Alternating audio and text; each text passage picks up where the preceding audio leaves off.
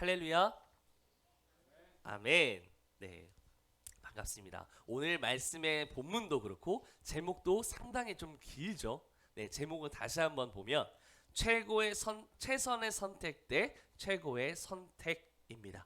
오늘 특별히 오늘 말씀은 솔로몬이 이제 나이가 들어 죽고 그의 아들 르호보암이 왕위를 이어서 이스라엘을 통치하던 그 시기를 가리켜 오늘 본문의 말씀이 나타내어지고 있습니다.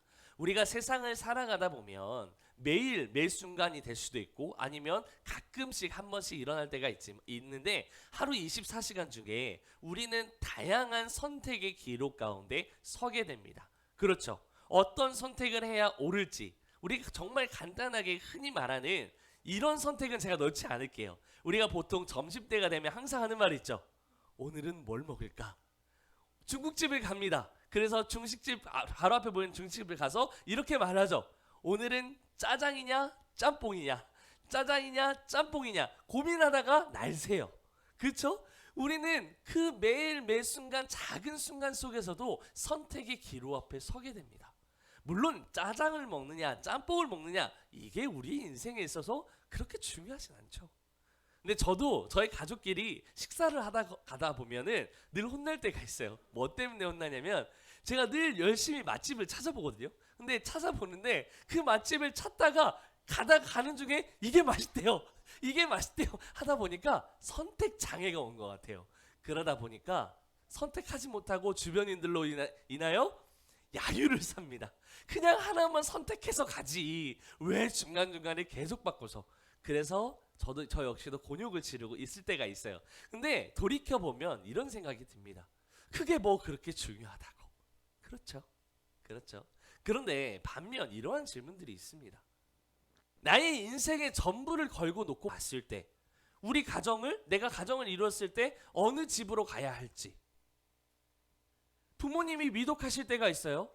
내가 어떤 선택을 해야 할지, 내가 인생에 있어서 어떤 전환점을 맞이할 때가 있어요. 그럴 때 우리는 어떤 선택을 해야 올바른 선택을 할 수 있을지, 이런 인생의 전환점과 같은 중요한 문제와 상황 앞에서 우리는 늘 고심하며 무엇이 옳은 선택인지 고민합니다.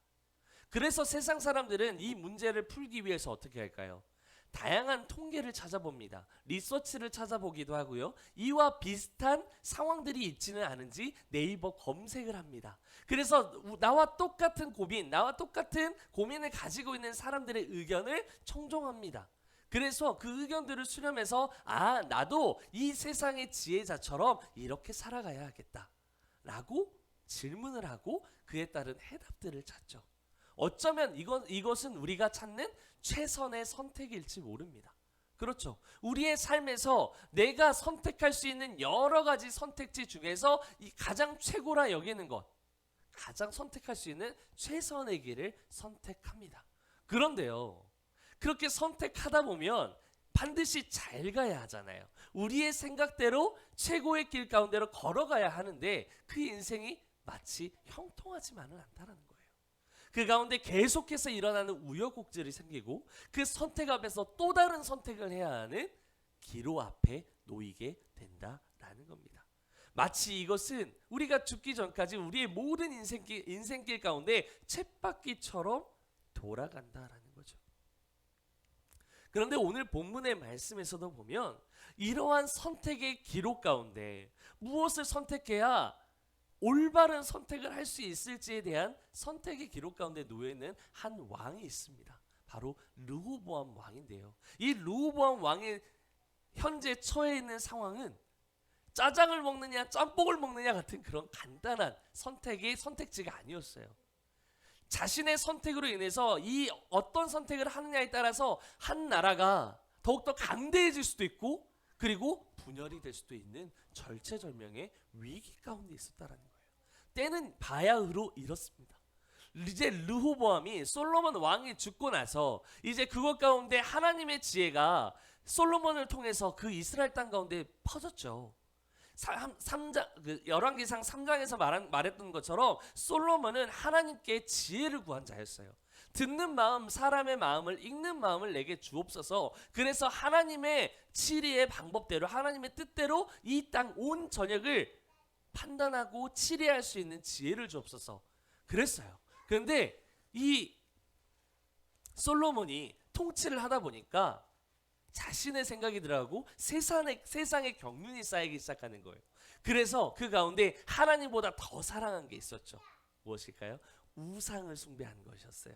이방 여인들을 너무 사랑한 나머지 그 가운데는 음란의 영도 있었을 때고, 그 가운데 하나님보다 더 앞서라는 교만함도 있었을 겁니다.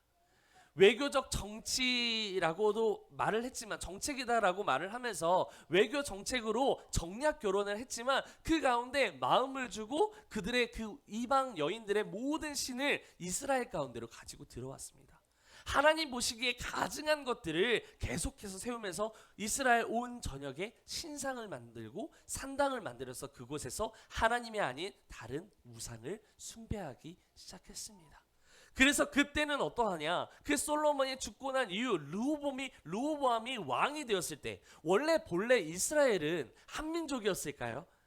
한 민족이지만 그 지파가 12개로 나눠져 있어요.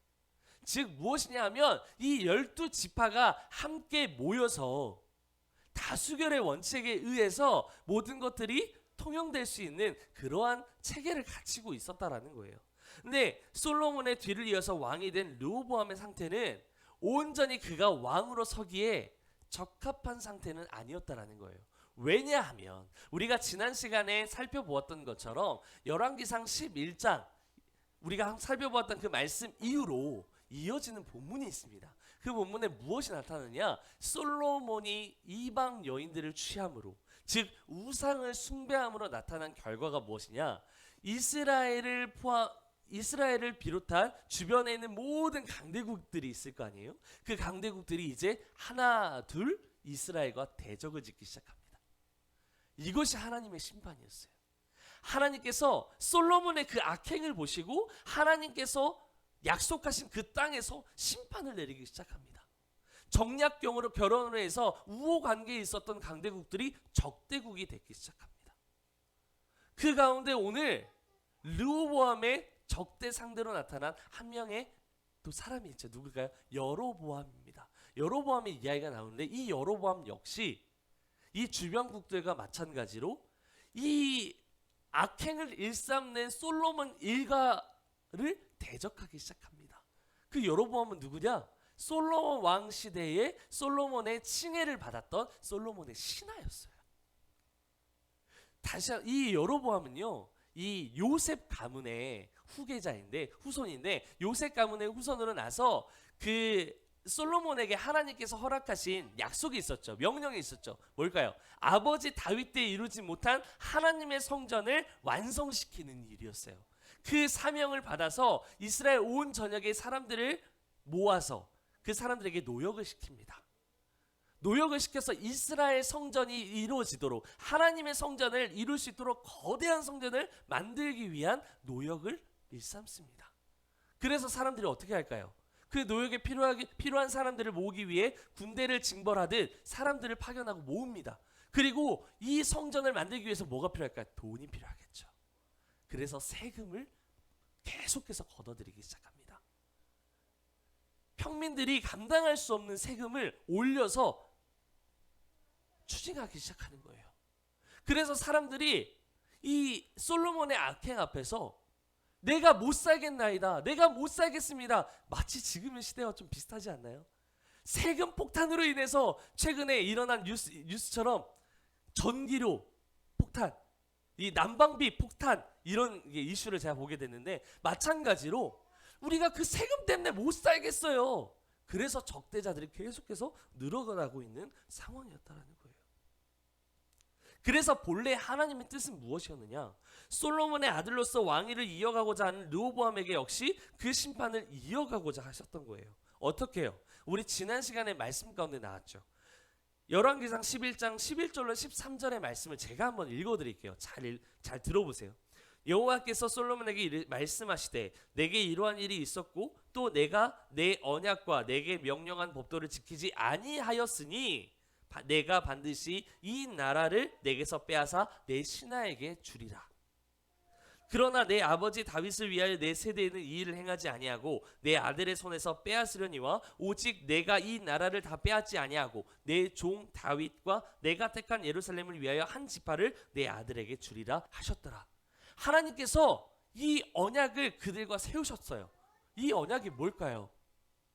이제 솔로몬이 죽고 난 이후 솔로몬의 악행으로 인하여 하나님을 찾지 아니하는, 법도를 지켜야 하지 않는 그 악행으로 인하여 이 나라를 뺏어서 신하에게 주겠다라는 거예요. 이미 약속하셨어요. 그래서 그 때가 언제냐? 솔로몬의 아들 르호보암이 통치하던 시기라는 거예요. 르호보암이 왕이 됐어요. 그러자마자 이러한 상황들이 계속해서 겹치고 또 겹치기 시작합니다. 그래서 르호보암의 종국은요, 하나님의 심판을 피할 수 없게 된 상황입니다. 그런데 오늘 말씀을 보면 조금 특이한 게 하나 있어요. 오늘 말씀 1절로 2절에 보면, 1절과 2절 한번 띄워봐 주시겠어요?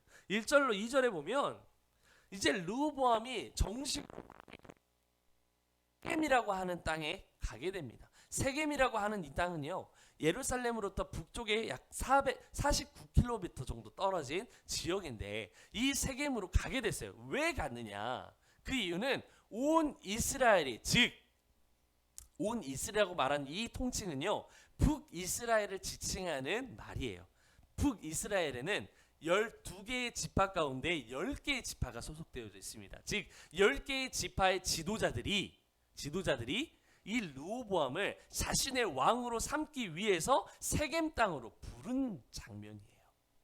이제 내가 당신을 우리의 왕으로 섬기겠나이다. 반역하지 않고 이제 솔로몬의 시대가 지나고 르호보암을 왕으로 모시겠나이다. 그렇게 해서 초대된 자리였어요.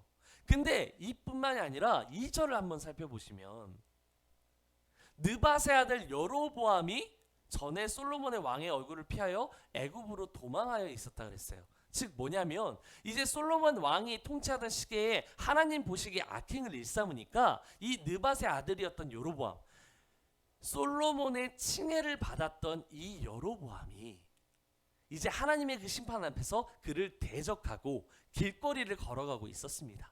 걸어가고 있는 상황 가운데 누구를 만나느냐? 선지자 아이야를 만나게 돼요. 선지자 아이야가 깨끗한 새 의봇을 입고 있어요. 근데 그 의봇을 만나는 그 자리에서 12조각으로 찢습니다.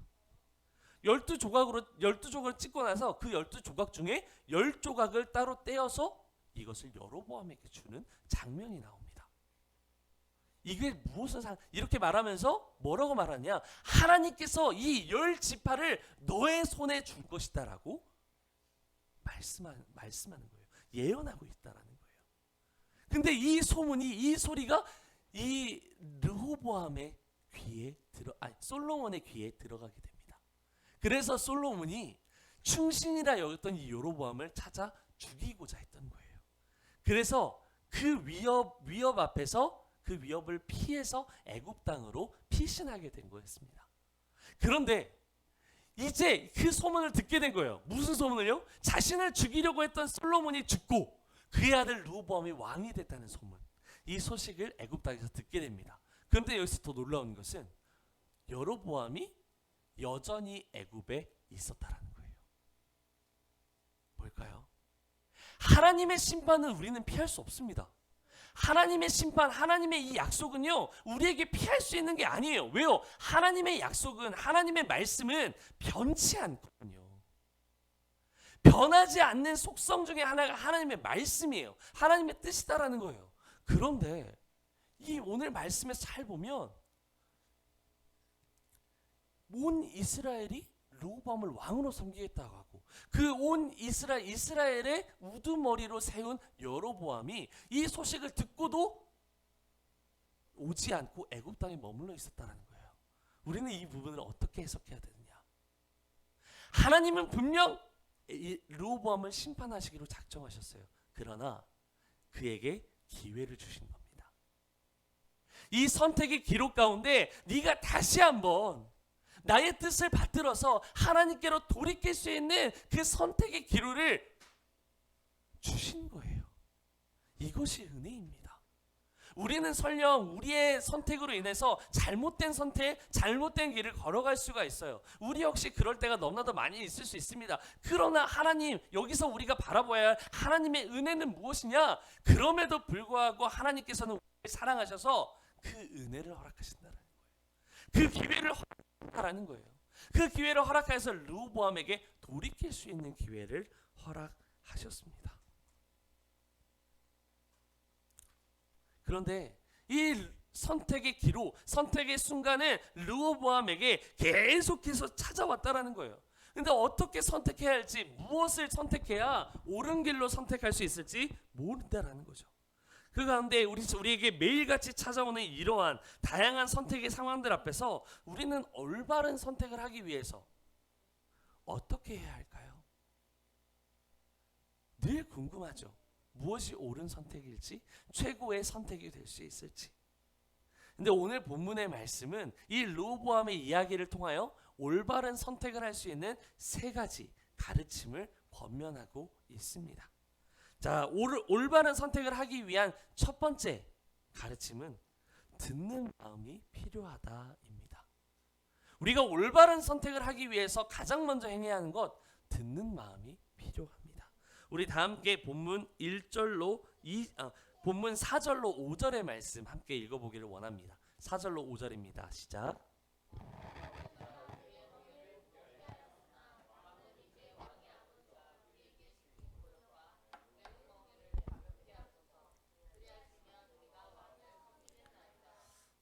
르호보암이 대답하되 갔다가 3일 후에 내게로 오라. 아멘. 백성이 가니라. 아멘. 이제 이 온 이스라엘이 르호보암을 왕으로 섬기기 위하여 이 세겜 땅에서 르호보암과 만납니다.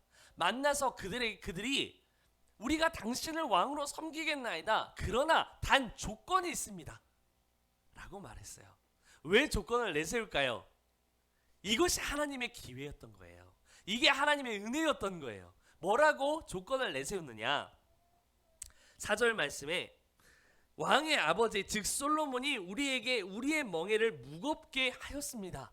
앞서 말했던 것처럼 계속된 중가동된 노동과 이 노역을 시키고 우리가 감당할 수 없는 세금을 추징하여서 우리가 더 이상 살아갈 수가 없습니다.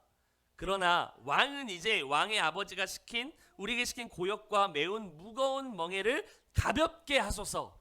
그러면 우리가 왕을 섬기겠나이다 라는 거였어요. 지금식으로 말하면 세금 좀 낮춰주세요. 지금식으로 말하면 우리가 어려운 때인 건 알지만 우리가 너무 살아가기가 힘들어요. 제발 우리의 이 고통을, 우리의 고충을 들어주세요 라는 호소였습니다. 그런데요, 우리는 이 문제를 가지고, 세상의 이러한 문제들을 가지고 고민을 합니다. 어떻게 해결해야 할까? 이 문제를 해결하기 위해서 가장 좋은 방법은 무엇이 있을까? 늘 고민합니다. 그래서 세상 사람들은 다양한 리서치를 통해서 통계를 내고 분석을 내며 방안을 찾고자 합니다. 그러나 그 가운데서도 가장 좋은 방법은 먼저 듣는 연습입니다. 무엇을 들어야 할까요? 사람들의 고충을 들어야 하는 것입니다. 하나님께서도 이 세상 가운데 나타나 선지자들을 통하여 말씀하실 때, 예수님께서 이 땅 가운데 오셔서 가장 먼저 하신 것은 그들을 돌보고 살피는 것이었어요. 즉 그들의 아픔과 공감하는 것이었다라는 거예요. 우리가 먼저 가져야 할 올바른 선택, 우리가 그 모든 상황을 잘 판단하기 위해서, 바르게 이해하기 위해서 필요한 것은 먼저 그 상황에 대해서 이해하고 듣는 연습이 필요합니다. 솔로몬이 왕이 된 그 초기 왕정 시대에 솔로몬은 하나님 보시기에 하나님의 마음에 합했던 자였어요. 근데 왜 하나님의 마음에 합했을까요? 그 이유는 간결합니다. 솔로몬이 하나님 앞에 이 세상을 통치할 수 있는 참된 지혜를 하나님께 구했기 때문이에요. 그 구한 지혜가 무엇이냐? 열왕기상 3장 9절로 10절에 이렇게 말합니다. 누가 주의 이 많은 백성을 재판할 수 있사오리까? 듣는 마음을 종에게 주사 주의 백성을 재판하여 선악을 분별하게 하옵소서. 솔로몬이 이것을 구하매 그 말씀이 주의 마음에 든지라. 아멘.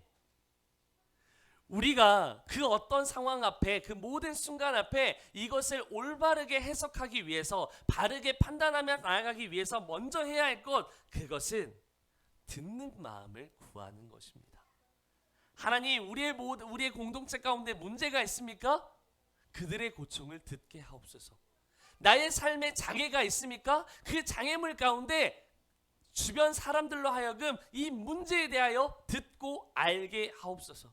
사실 르호보암은요, 자신의 주변을 조금만 살펴보면 자신이 처한 상황이 어떤 상황인지 알 수 있었습니다. 그러나 이 르호보암은 자신의 주변의 상황, 돌아가는 상황들을 보지 않았어요. 보지 않고 오롯이 자신이 왕이 된 것, 자신의 위협이 될 만한 그 대상에 대해서 적대감만을 가지고 있었기 때문에 주변을 살피지 못했고 그들의 마음을 듣지 못했던 겁니다. 그런데 여기서 주의해야 될 것이 하나 있어요. 무엇이냐? 우리는 들음을 통해서 판단하려 한다는 거예요. 자, 근데 이것은 주의해야 합니다. 들음을 통해서 우리는 선악을 분별할 수는 없습니다. 왜냐하면 우리는 이 세상에 일어나는 수많은 이야기들은 피조 세계에서 나타나는 불완전한 것들입니다. 완전하지 않는 것들이에요. 그런데 우리가 이것을 판별할 수 있는 왕의 자격이 없는데 어떻게 이것을 완벽하게 완전하게 판단할 수 있겠냐라는 거죠.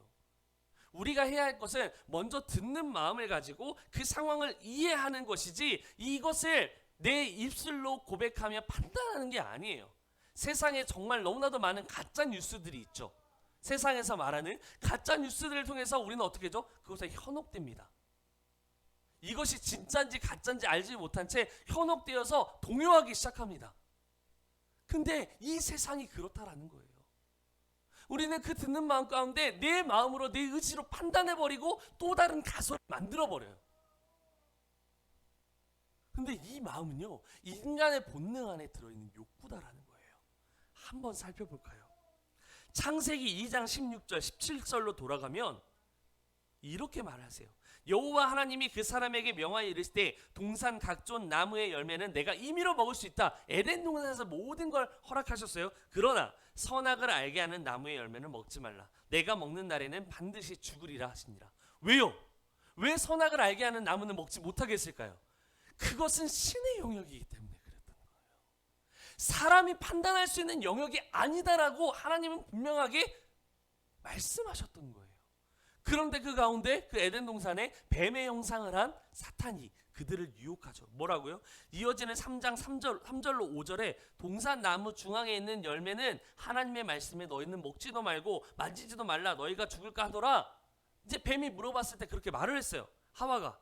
근데 뱀이 여자에게 이렇게 말합니다. 너희가 결코 죽지 아니하리라. 너희가 그것을 먹는 날에는 너희 눈이 밝아져 하나님과 같이 되어서 오히려 선악을 알 줄 하나님이 아십니다.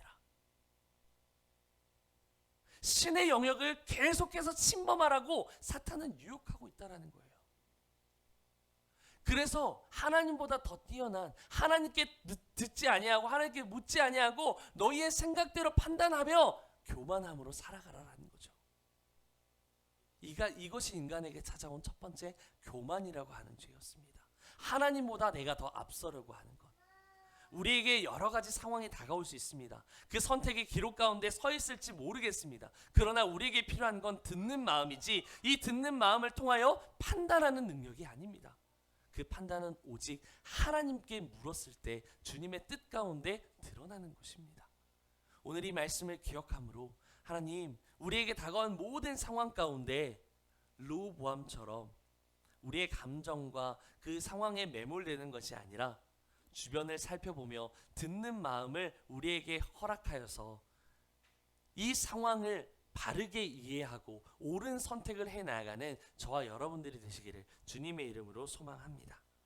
올바른 선택을 하기 위한 두 번째 가르침이 있습니다. 그것은 하나님께 물어야 한다라는 겁니다.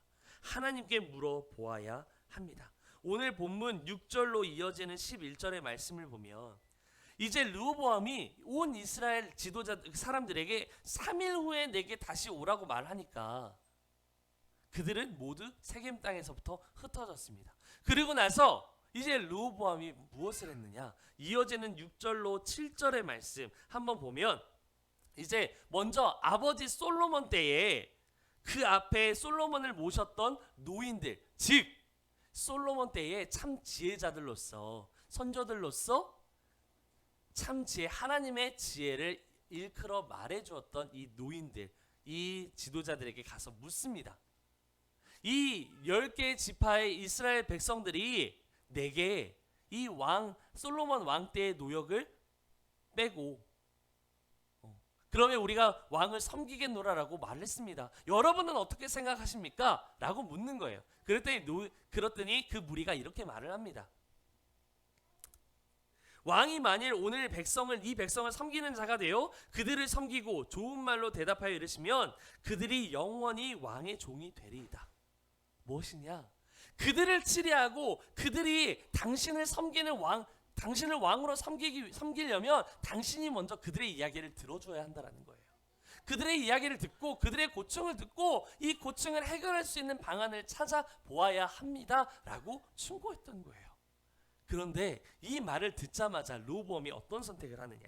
8절에 왕이 노인들이 자문하는 것을 버리고 자신의 의지로 버려버렸다는 거예요. 이 하나님의 뜻일지 모르는 들어야 하는 그 마음 가운데, 상황 가운데 올바로 판단하지 못하고 이것을 버리고 이제 누구에게 찾아가느냐? 르호보암이 자신이 어려서부터 함께 지내왔던 소년들에게 찾아갑니다. 지금으로 말하면 새로 등용한 국회의원들이에요. 이 국회의원들을 찾아가서 묻습니다. 여러분이 보기에는 어떻게 생각하십니까? 근데 이 질문에는 뭐가 들어있을까요? 이런 질문이 들어있겠죠. 나는 내가 왕이 되기 위해서 나의 왕의 국격을 더욱더 월등하게 높이기 위해서 그들에게 더 많은 세금을 걷고 싶어.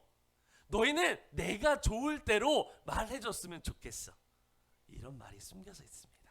그런데 그 소년들이 정확히 그렇게 말을 해요. 솔로몬이 그들에게 채찍을 가했다면 왕은 전갈 채찍을 들어 그들을 더욱더 심한 고역과 멍해를 지우십시오 라고 말하는 거예요. 이 전갈 채찍이라는 것은 채찍이 매듭지어져 있는 것을 말해요. 이 엄중한 처벌의 고충이 더욱더 심화되어지는 그 과정을 표현하고 있는 거예요. 전갈에는 뭐가 있죠? 독이 있습니다. 치명적인 독이 있어요. 단지 우리가 채찍으로 맞을 때는 육체적으로 피가 날 수는 있어요. 멍해들 수는 있습니다. 그러나 안에 내부까지 생명에 치명적으로 독을 행할 수는 없는 거예요. 생명을 해할 수는 없는 거예요. 그런데 전갈 채찍은 다릅니다. 더 심한 고역을 그들에게 주어서 그 절대적인 왕권에 복종할 수 있도록 그들에게 당신의 권력을, 그 왕권을 능히 보여주어야 합니다. 그래서 이 땅 가운데 르호보암보다 더 센 왕은 없습니다라는 걸 보여주어야 합니다 라고 말했던 거예요. 르호보암의 마음에 흡족했습니다. 그런데요, 오늘 본문의 말씀 6절로 11절까지 이 온 이스라엘 지도자들이 3일 후에 다시 르호보암에게 나아오기 전까지 이 말씀을 잘 보면요, 그 어디에도 르호보암이 하나님을 찾는 장면이나 문장이 없습니다. 문제는 여기 있는 거예요. 우리가 선택의 기록 가운데 무엇을 선택해야 올바른 선택을 할 수 있을지 고민할 때 우리는, 믿는 자들은 먼저 하나님께 이 문제를 가지고 나아가야 합니다. 하나님, 어떻게 해결해야 할까요? 이 문제, 이 백성들의 이 고충 가운데 이 문제를 어떻게 해야 해결할 수 있을까요? 단 한 번이라도 하나님께 물었어야 합니다. 먼저 물어보아야 했었어요. 그런데 르호보암은 자신의 소견에 옳은 대로, 자신의 생각에 옳은 대로 자신의 주변 사람들에게만 묻고 이를 판단해 버린 것입니다.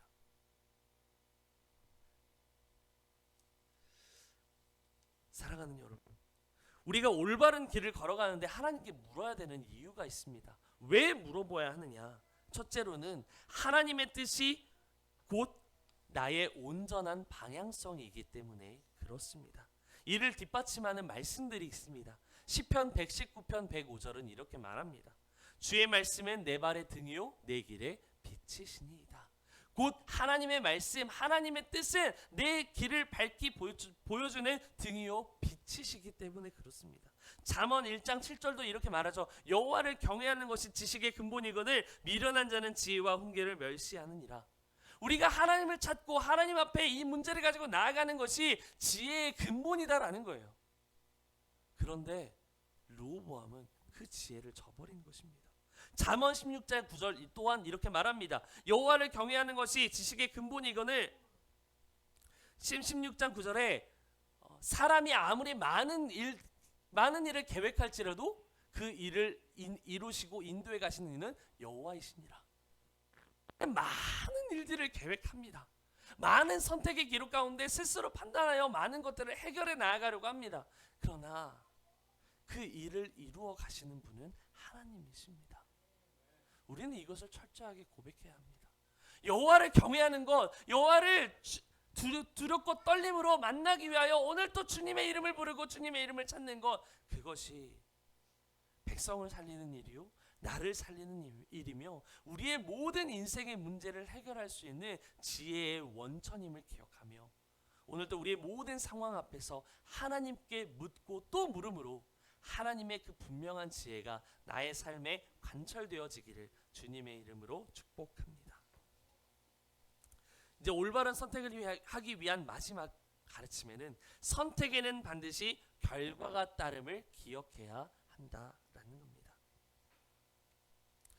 오늘 본문에서 이제 르호보암은 이제 3일이 지나고 이제 이스라엘에 온 이스라엘 지도자들이 그들 앞에 모이기 시작합니다. 이제 모여서 르호보암의 대답을 듣기 위해서 모입니다.